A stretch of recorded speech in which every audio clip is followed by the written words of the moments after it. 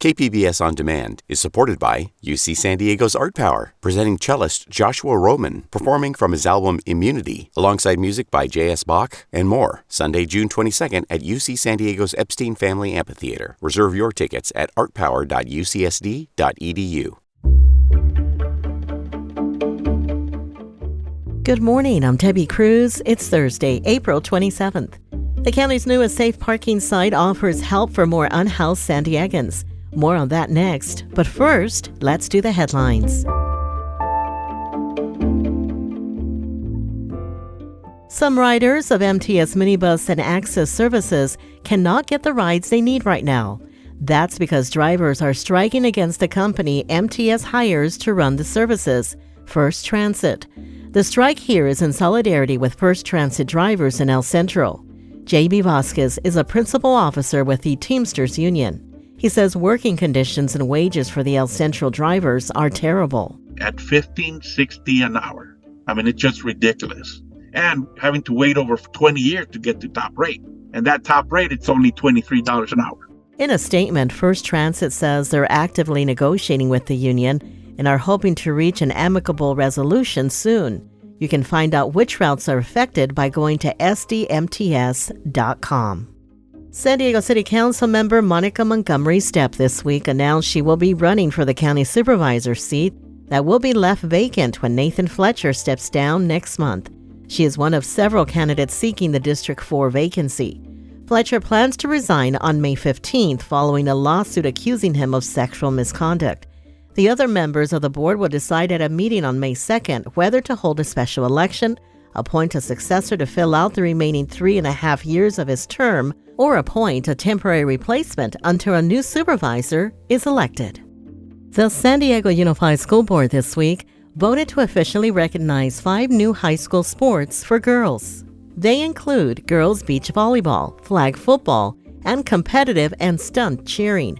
With the decision, $500,000 will be added to the budget to pay coaches and expand these programs. From KPBS, you're listening to San Diego News Now. Stay with me for more of the local news you need. KPBS On Demand is supported by Splatero, helping homeowners pay off debt or for home improvements by offering streamlined access to your home's equity with no additional monthly payments or new debt. Splatero provides a lump sum payment in exchange for a share of your home's future value. Learn more at splatero.com.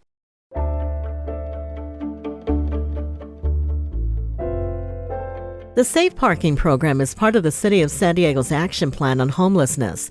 Reporter Melissa May tells us how the newest site offers those who are homeless a safe option to transition into more stable housing. Michael Johns and his family of 3 moved to San Diego for a job, but he says he was laid off, and that started the family's spiral into homelessness. Thanks to a donation from the state of California, the Johns family will soon move into one of the 12 camper trailers on site. The lot in Claremont is the first to include trailers that come equipped with beds, bathrooms, and showers. It's very hard to raise a 15-year-old in a vehicle. So, we're grateful for the opportunity to be in a trailer and used as our home base because it's a great transition to go from something like this back into housing.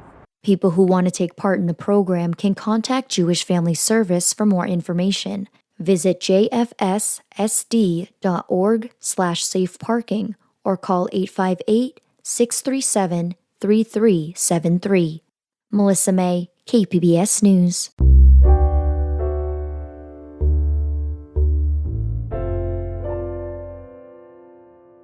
April is National Donate Life Month. And this week, Rady Children's Hospital held a special ceremony celebrating successful kidney transplants. Health reporter Matt Hoffman was there with teary-eyed nurses and families. Since last year, 13 young lives have been transformed thanks to kidney donors. This week, kids and their families got their chance to ring Rady Children's transplant bell, celebrating successful operations.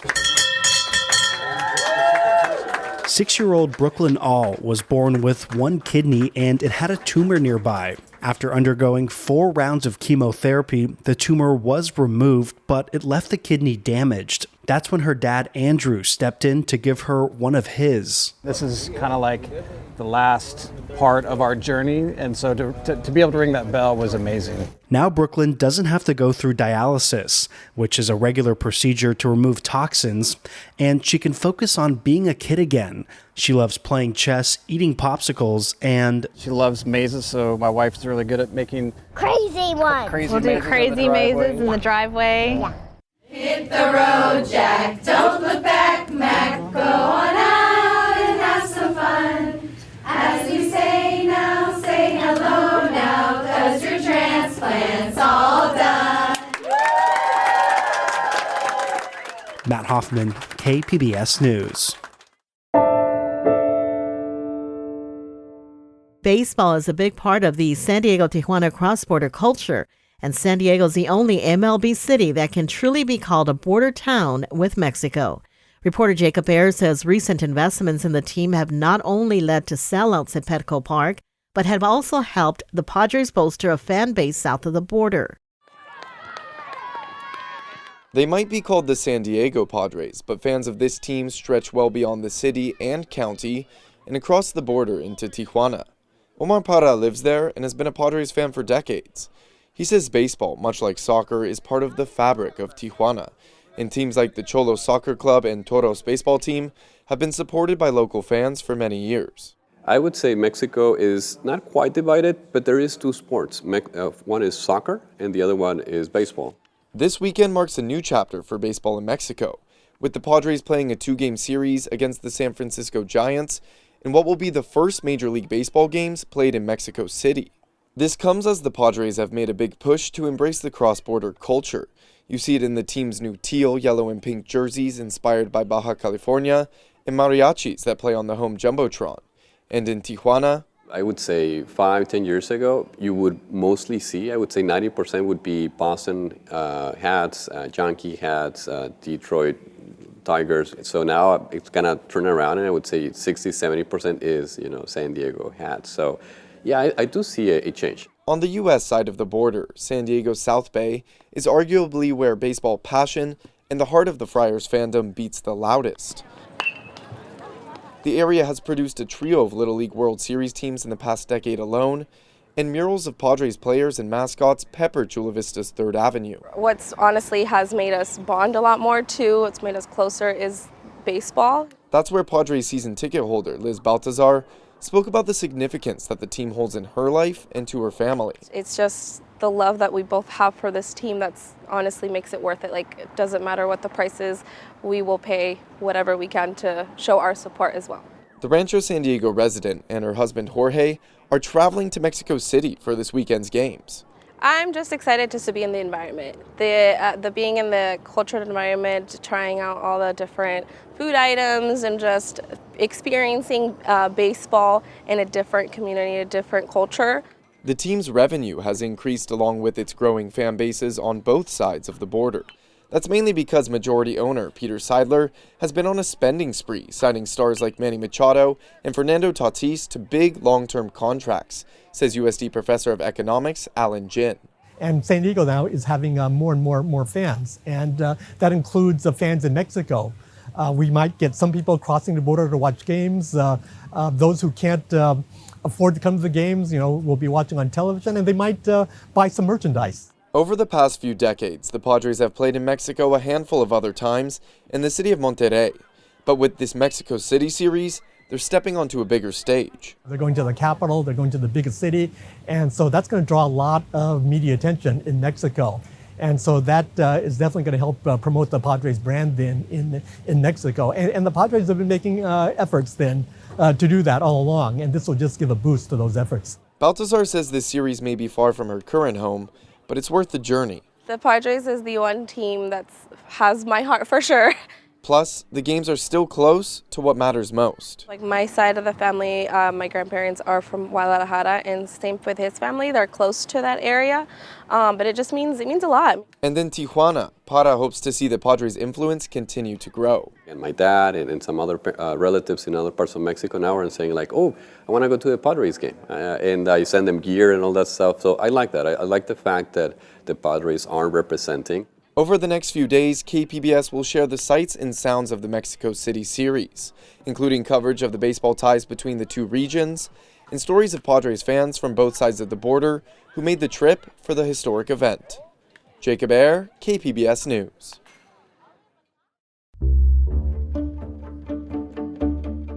Coming up, the Without Walls Festival kicks off today. We'll have a preview and more just after the break.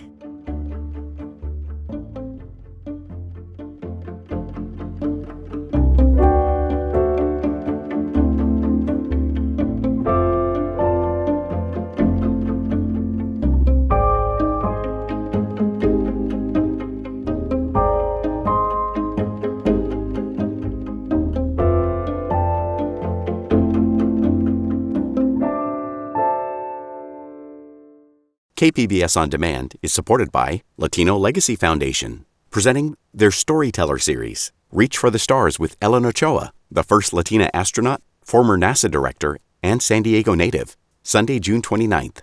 More at latinolegacyfoundation.org.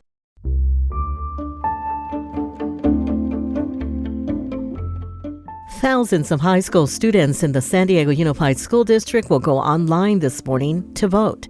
Education reporter MG Perez tells us it's an election for the new student members on the school board. There are 5 high school candidates running for 2 student positions on the San Diego Unified Board of Trustees. They have been campaigning online and in person at schools across the district. Now students are casting ballots with results expected early next month. The positions are non-voting and unpaid, but board trustee Richard Barrera says it's time for that to change. This is real work, and students have real needs, so we have to elevate that conversation and talk about adequately compensating young people for the service that they give. State Assembly Bill 275 has been approved and passed on to the California Senate for consideration. The proposal would give school districts the option of paying student trustees. It would not require compensation or set a specific pay rate. MG Perez, KPBS News.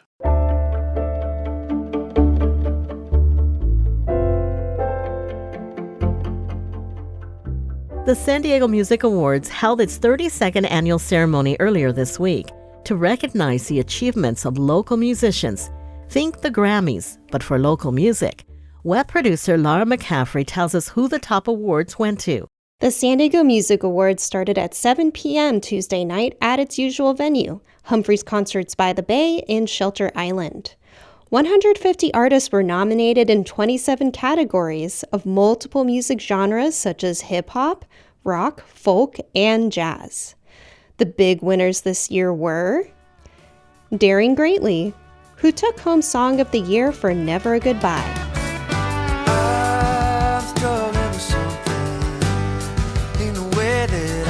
Jazz musician Gilbert Castellanos won Album of the Year. He expressed gratitude for still being able to play music. I went through a 4-year medical roller coaster where I had 3 surgeries on my mouth, and to be able to play is a privilege, and thank you, San Diego, for your love and support. And Jeff Berkeley won Artist of the Year. Had this tiger by the tail now for years and years. Laura McCaffrey, KPBS News.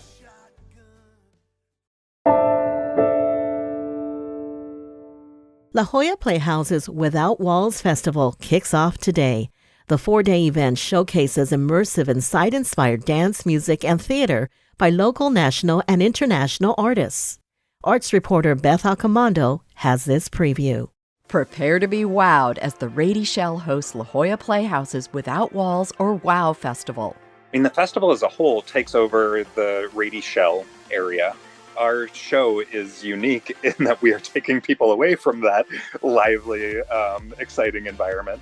Patrick Mueller is the artistic director of Control Group Productions and the director of The End, which will take audiences on a bus tour of San Diego's climate future. I am sitting in our apocalypse renovated school bus at one of our sites. I probably shouldn't name it because part of the fun of the show is showing up to places that you may know and you may not.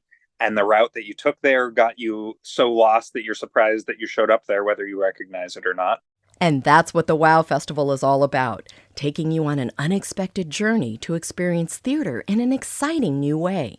Immersive, interactive, site-based, and audience mobile experiences all help us into a place of deeper empathy, transformational impact. The WOW Festival allows us to break out of the traditional boundaries of the theater, so we get our audiences up and moving. That was Maria Patrice Amon, co-artistic director of Tuyo Theater, which is presenting Los Cuatros Milpas, a love letter to the oldest Mexican restaurant in San Diego. When we look at the history of our indigenous folks coming into Latinx heritage, we don't have many documents to go off of, and those documents are these old ancient codices, and we wanted the audience to feel like they were able to walk through and traverse history to see that legacy from our ancient past into our contemporary folks today. In site-specific or immersive theater, the audience is a part of the storytelling.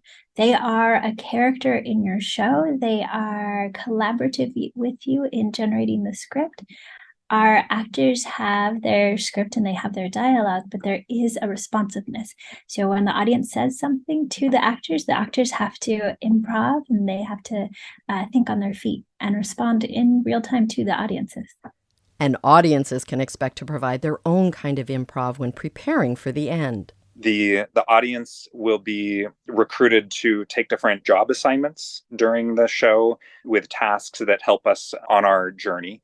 And the basic conceit is that passengers have booked a one-way ticket to the refuge because they realize the climate cliff is imminent and it's time to run for cover. And so the bus is trying to get us all there, gathering the things that we need to show up with in order for the refuge to be a sustainable community. There's a tastier destination waiting for audiences at Los Cuatros Milpas. So our WOW piece is very user-friendly. Audiences can come up to our tents. They're going to be large 9-foot tall walls of fabric, all painted in the style of an Aztec codex with murals. Audiences will come in and they'll be able to watch short videos with some puppets, with some animation, with some live action. And then in the very last space, they'll be able to engage with some live actors. The actors will guide the audience to a very special and delicious treat. Whether it's through your taste buds or through seeing the familiar with fresh eyes, WOW is all about engaging the audience. I find that experiences that interact with me and that surround me, I can relate to in a different way. We're so used to looking through screens and, it's standard theater is basically that. It's a big rectangle frame that you look through to see the action that you are excluded from. And so I think there's a fundamental value to being part of the experience you are having. La Jolla Playhouse's WOW Festival runs Thursday through Sunday at the Rady Shell at Jacobs Park. All shows are free of charge, but you are encouraged to make reservations. Beth Accomando, KPBS News. That's it for the podcast today. As always, you can find more San Diego news online at kpbs.org. Join us again tomorrow to stay in the know about the top local stories of the day. Plus, we'll have details on this weekend's San Diego book crawl. I'm Debbie Cruz. Thanks for listening and have a great Thursday.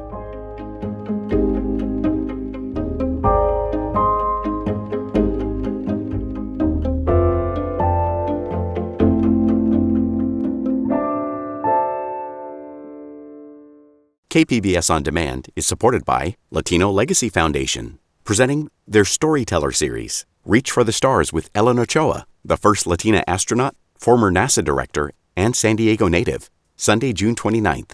More at latinolegacyfoundation.org.